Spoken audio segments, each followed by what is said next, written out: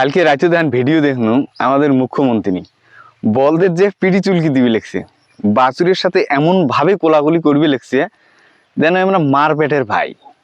তো যাই হোক মোদিজি, ইলেটটা বাদ দাও, ইলে এমন কথা হল ভারতবর্ষ আগত মাংস রপ্তানিতে আসিল পঞ্চম স্থানত, বিগত কয়েক বছরে দ্বিতীয় স্থানে চলে গেছে।